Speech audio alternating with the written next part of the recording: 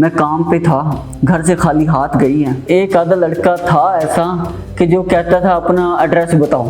मैंने पूछा कहाँ गई थी, कहने लगी मैं लेडीज पार्क बैठी हूँ। वो कहते हमारी तरफ से मर गई, चाहे खुद गई चाहे नहीं भी खुद गई, हमारी तरफ से मर गई है। मैं शोहर होकर मैं पीछे लगा हुआ हूँ, 3 महीने का अरसा हो चुका है, वो मेरे बच्चों की माँ है। ठीक है।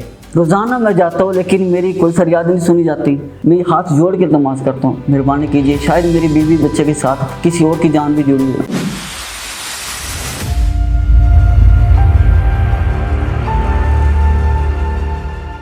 अस्सलाम वालेकुम नाज़रीन, आप देख रहे हैं प्रोग्राम बागी क्यों और मैं हूं आपका होस्ट जनरल अब्दीन।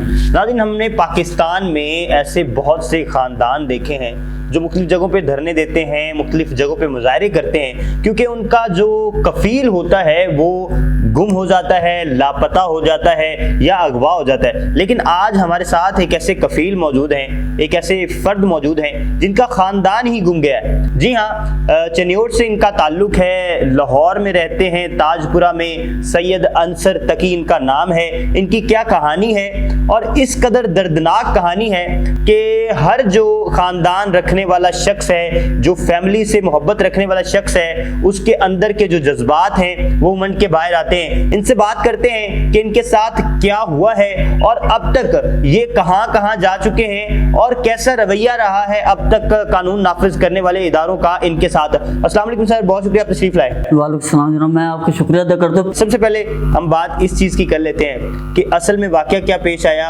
और आप आज क्यों तशरीफ लाए यहाँ पर। देखिए, 12 दिसंबर 2022 को मैं काम पे था, तो शाम को 4 बजे मेरी वाइफ जो है वो घर से गई है मेरे बेटे के साथ। घर से कपड़े लेकर नहीं गई, बच्चे कपड़े नहीं लेकर गई, घर से खाली हाथ गई है। नहीं, आपके मुताबिक क्या वो अगवा हुई हैं, क्या वो अपनी मर्जी से कहीं गई हैं नहीं, या कुछ और? देखिए अपनी मर्जी से एक लड़की अगर जाती है तो घर से कपड़े लेकर जाती है।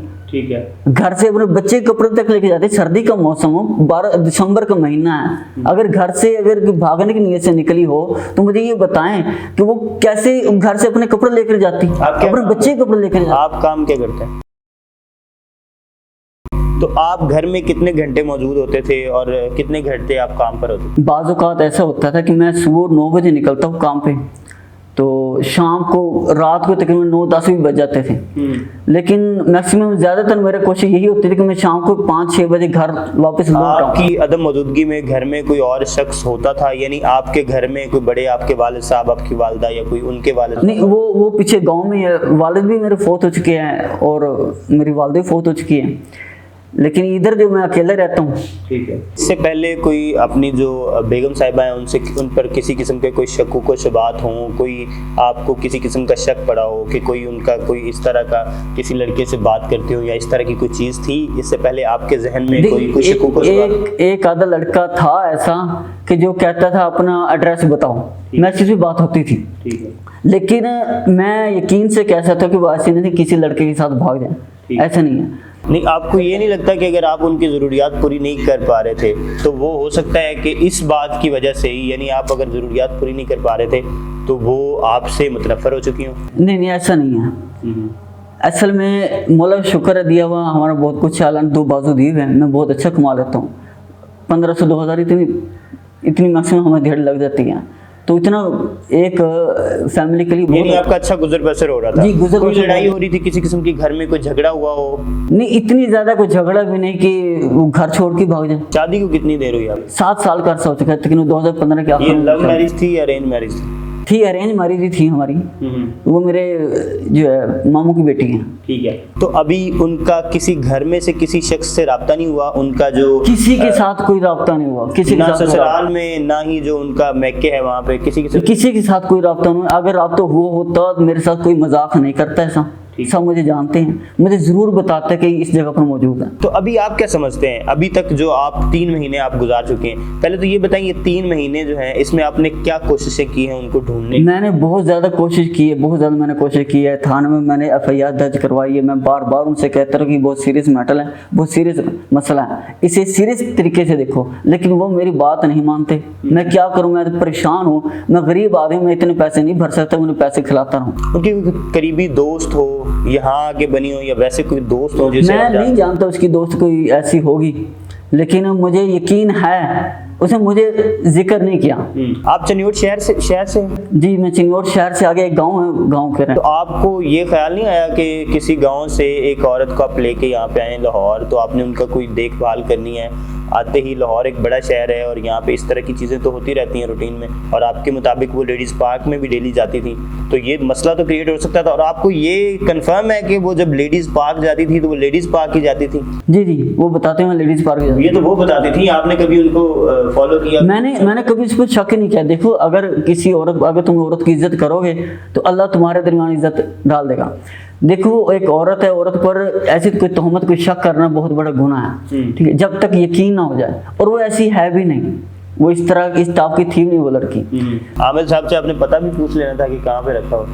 वो कोशिश कर रहे हैं लेकिन नाकाम हो रहे हैं, क्योंकि रात के वक्त वो अमल किया जाता है। देखिए, अगर ये सारी चीजें अमल करना शुरू हो जाते तो फिर लॉ एनफोर्समेंट जो मैं आपकी बात मान लेता, ठीक, मैं अब खुद इस पे यकीन करता ही नहीं था। इस बात में मैं खुद यकीन नहीं, एग्री नहीं कि ये यकीन किया जाए कि ये तो वैसे पैसे बटोरने के लिए ऐसे किया जाता है। लेकिन एक से करवाया, 2 से करवाया, 3 से करवाया, सब एक ही बता रहे हैं। ठीक है, चले बहरहाल वो तो सेकेंडरी चीज़ है और वो अपने अपने बिलीव की बात है। मुझे सिर्फ ये बता दें कि आप क्या समझते हैं कि अब पुलिस क्या कर सकती है? किस तरह से आप समझते हैं कि आपकी जो खातून है, ये आपकी बेगम साहिबा हैं, उन तक कैसे पहुंचा जा सकता है? मैंने बात की थी सर मनसर साहब जो वहाँ की इंचार्ज हैं, मैं उनसे कहा था कि रिकॉर्डिंग निकलवाई जाए, अगर कोई खातून बोलती है तो उस खातून पे एक्शन लिया जाए। ठीक है, वो जो दोनों नंबर अगर ट्रैक किए जाएंगे तो उसको पता चल जाएगा कि कौन सी खातून, आखिर जो खातून बात करी वो हमारे रिश्तेदार होगी तो ठीक, हमें पता हो ये हमारे रिश्तेदार है। अगर रिश्तेदार नहीं है, वो उसकी दोस्त कैसे बन गया? अपनी मर्जी से कहीं गई हो और आपको बाद में पता लग जाए कि वो अपनी मर्जी से गई हैं, तो फिर आपका रिएक्शन क्या होगा? देखो, अगर अपनी मर्जी से वो गई होगी तो इसका मतलब ये नहीं कि मैं उसे छोड़ दूंगा, फिर वो जाए, लेकिन मुझे पता हो कि इस जगह बैठी है, मुझे मेरी दिल तसल्लीत हो। मैंने ख्वाब रात को देखा, आधी रात को मैं चीख मार कर उठा हूँ। खुदा जानता है, मेरे करीब बैठे हुए लोगों ने पूछा क्या बात है, क्या वजह है, क्या ख्वाब देखा? मैंने कहा मेरा बेटा रो रहा है और उसने मुझे दूध के लिए मुझे पुकार रहा है कि मुझे दूध दो।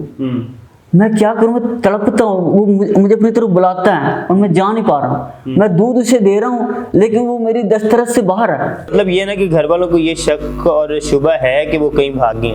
वो कहते हैं हमारी तरफ से मर गई, चाहे खुद गई चाहे नहीं भी खुद गई, हमारी तरफ से मर गई है। मैं शोहर होकर मैं पीछे लगा हुआ हूँ, 3 महीने का अरसा हो चुका है, वो मेरे बच्चों की माँ है। ठीक है, मैं कहता हूँ जितने भी ये अफसरान हैं, एहलकार हैं, मेरी इतनी अप्रोच तो नहीं है। तो आपने देखा यहाँ पे रूटीन में जो है वो गैरत के नाम पे कत्ल हो जाते हैं। अगर वो मिल जाती हैं आपको कल को और आपको पता चलता है कि वो अपनी मर्जी से गई हैं, तो खुदा ना खास्ता आप इस तरह का कोई कदम भी तो उठा सकते हैं। देखिए, मेरी कब्र अलग है, उसकी कब्र अलग है। जो गुनाह वो करेगी उसका खमियाजा वो खुद ही भुगतेगी, जो गुनाह मैं करूँगा उसका खमियाजा मैं खुद ही। अगर वो आपको कहीं बैठ के सुन रही हो, यानी अगर वो आपका ये प्रोग्राम देख रही हो, तो आप उनके लिए क्या पैगाम देंगे? अगर वो आप समझते हैं कि अगर वो खुद से गई हो, अपनी ज़ात का फैसला उन्होंने खुद लिया हो और वो खुद अपनी मर्जी से गई हो और आपको वो सुननी हो, तो आप उनको क्या पैगाम दें? उससे मैं एक ही पैगाम देना चाहता हूँ, देखो अगर खुद भी गई है तो कम से कम मुझसे कॉन्टैक्ट करे, मुझे बताए कि मैं खुश हूँ, मैं सही जगह पर, मैं सही सलामत हूँ, मेरे बच्चा खुश है,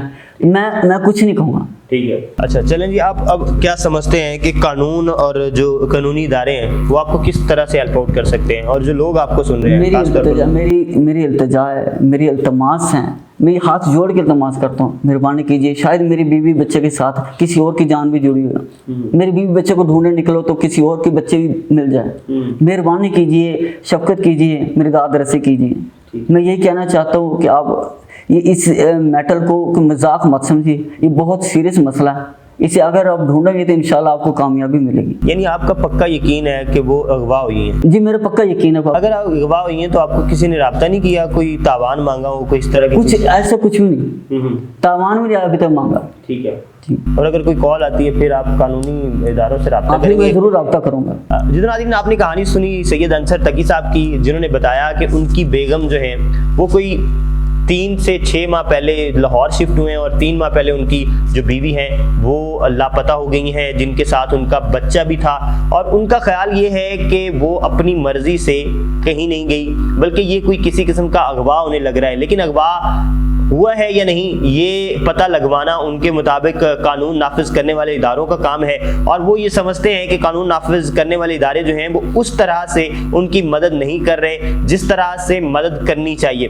आप क्या समझते हैं कि इस तरह की जो कहानियां हैं, इस तरह के जो मसाइल हैं, उनको कानूनी इदारे किस तरह से हल कर सकते हैं? और कानून नाफिज करने वाले इदारे के जो सरबराहान हैं, जो हमें सुन रहे हैं, उनको ये ख्याल रखना चाहिए कि जो लोग छोटे शहरों से, छोटे गांव से बड़े शहरों में आते हैं, तरक्की देखने आते हैं, अपने ख्वाब लेकर आते हैं, उनके ख्वाब चकनाचूर होते इस तरह से नहीं देखने चाहिए उन्हें, बल्कि उनके ख्वाब और उनकी मंजिलें हासिल करने में उनकी मदद करनी चाहिए जहां तक मुमकिन हो सके। इसी के साथ हमें दीजिए इजाजत।